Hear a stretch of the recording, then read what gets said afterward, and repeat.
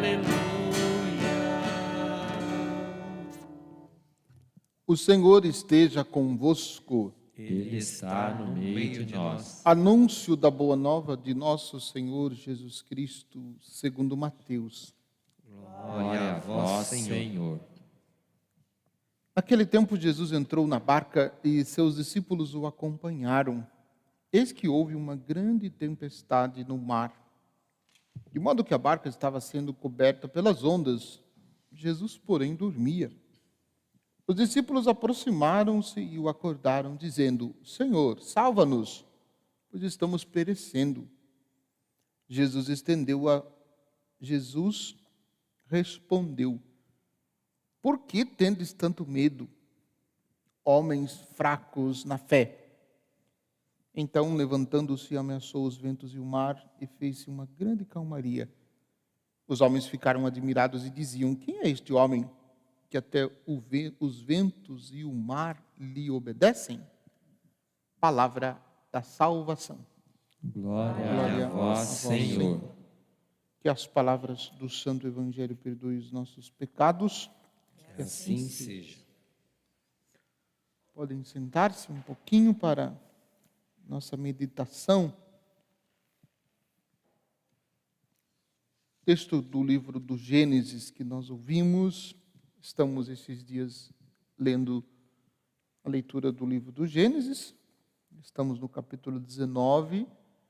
Alguns textos que vai sendo selecionado para a gente conhecer um pouquinho mais da história de Abraão. Ou então, como eu gosto de dizer, da história de Deus na vida de Abraão. E o texto que nós acabamos de ouvir relata a destruição das cidades de Sodoma e Gomorra. Vocês que estão acompanhando todo dia essa leitura, já observaram que Deus já havia prometido que isso iria acontecer. Porque o povo dessas cidades, Sodoma e Gomorra, estavam vivendo numa profanação total. E dado o pecado e a impureza existente na cidade, Deus então decidiu destruir a cidade toda. As duas cidades e algumas cidades da região. Mas o que me chama a atenção é o versículo 26, que diz assim: Ora, a mulher de Ló olhou para trás e tornou-se uma estátua de sal. A pedido de Ló, Deus iria conceder a ele a graça de não ser destruído com a cidade, ele e sua família. Desde que Deus dá uma condição, e essa condição é impressionante a gente observar. É que ele seguisse imediatamente para a cidade e que não olhasse para trás.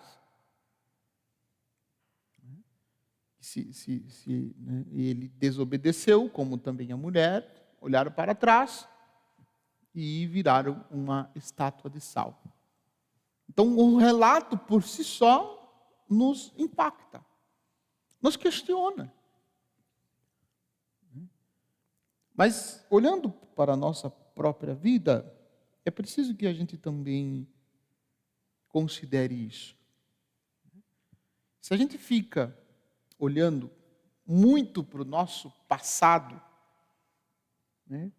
como que com saudades das cebolas do Egito, como dizia o povo de Israel, e a gente se esquecer de fixar o nosso coração em Deus e seguir em frente, executando a nossa missão, então é bem provável que a gente não consiga caminhar, que a gente não consiga ir a lugar algum, porque a gente fica olhando para trás. Muitos até ficam olhando para aquilo que não fizeram, para aquilo que não se fez, e esquece de fazer.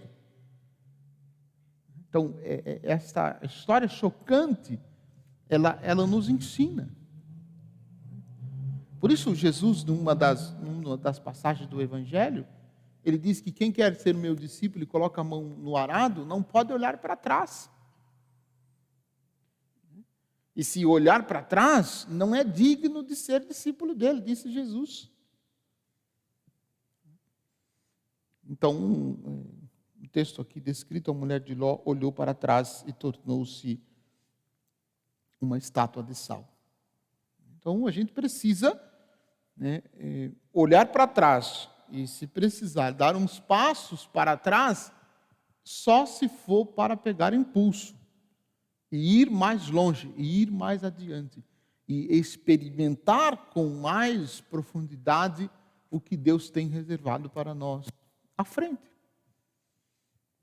Então, nem fixar tanto ao caminho percorrido até então, e nem fixar nas coisas que ficou para trás. As coisas que ficou para trás estão no passado. Já não nos pertence mais. Até porque o passado para nós já não existe mais também. Então, é preciso a gente fixar o nosso coração em Deus e seguir em frente. Seguir para a frente. Não olhar tanto o que deixamos, mas olhar o que nós iremos conquistar à frente. Nós ouvimos o texto do Evangelho de Mateus, a versão da tempestade acalmada. Nós ouvimos domingo passado, no domingo retrasado, no Evangelho de Marcos. E hoje nós ouvimos no Evangelho de Mateus. E no Evangelho de Mateus tem umas pequeninas diferenças que é importante a gente observar. Uma diferença bem sutil. Quando os discípulos decidem chamar Jesus, eles dizem, os discípulos aproximaram-se e o acordaram. Jesus estava dormindo no meio da tempestade, no meio daquele agito. Jesus estava lá, tranquilo, dormindo. Porque ele é Senhor do tempo, ele é Senhor da natureza. E ele, portanto, então, estava tranquilo. E os discípulos o acordam e a diferença está: Senhor, salva-nos, pois estamos perecendo. E a frase do Evangelho de Marcos: Senhor, nós estamos perecendo, tu não te importas? Tanto interessante isso, porque o Evangelho de Marcos é o primeiro texto a ser escrito. É o primeiro dos evangelhos a ser escrito. E o Evangelho de Lucas teria sido o terceiro a ser escrito. Então, já tem uma diferença no comportamento dos discípulos. Os discípulos aproximaram e disseram: Senhor, salva-nos, pois estamos perecendo. Eles fazem um pedido, uma súplica de salvação, para que Jesus os salvasse. E Jesus respondeu: por que tendes tanto medo, homens fracos na fé? Por que tendes tanto medo? Eu dizia na missa de domingo, na homilia da missa de domingo,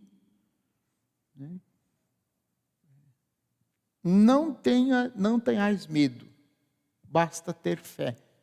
A frase que Jesus disse para o chefe da sinagoga. E aí, nesse contexto, ele repete para nós esta pergunta: por que tendes tanto medo? Aqui é uma questão também interessante a gente pensar o quanto que o medo, e não importa que tipo de medo, não importa que espécie de medo, se nós somos atormentados pelo medo, a gente fica paralisado.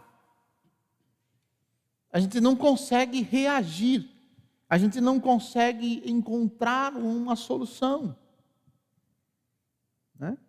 Eu poderia citar alguns, mas não se faz necessário. Por isso que o convite de Jesus, e a pergunta de Jesus, homem, por que tendes tanto medo, homens fracos na fé? Porque em certas situações, a gente precisa pautar a nossa vida somente pela fé. Somente pela fé.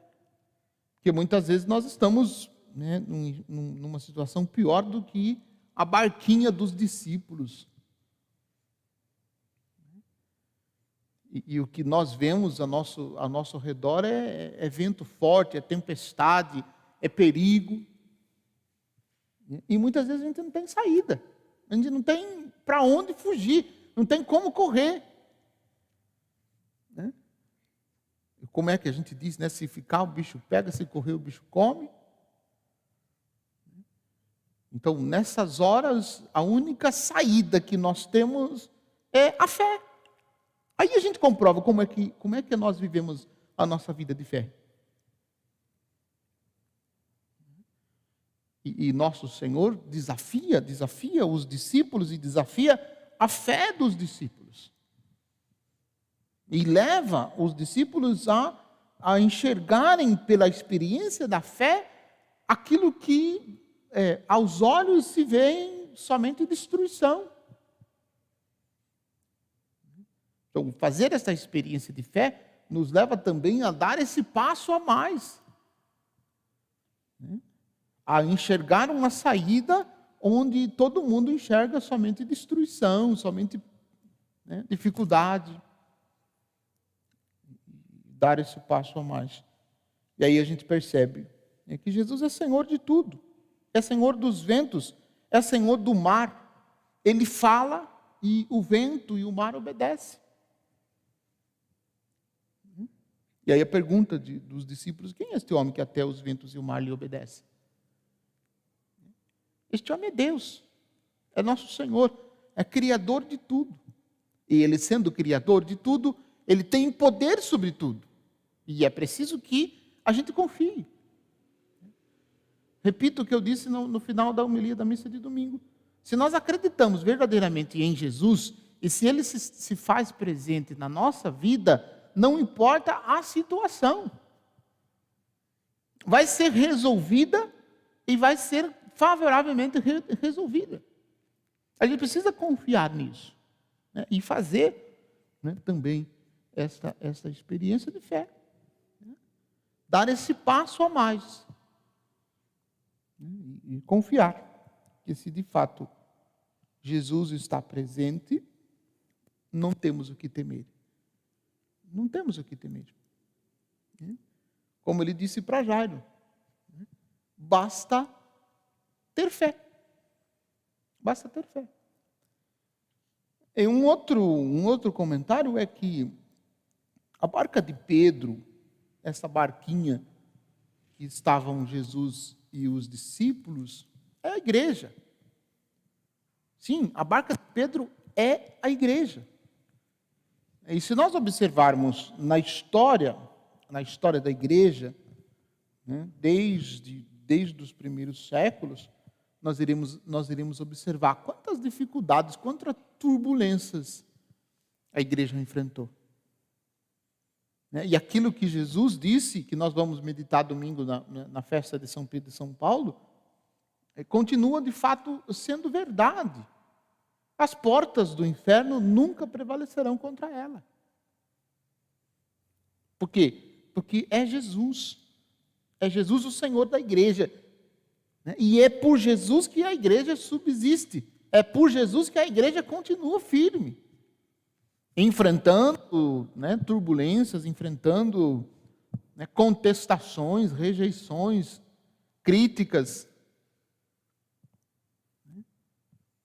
Tentam de tudo quanto é jeito acabar com a igreja, na tentativa de acabar com os seguidores de Jesus.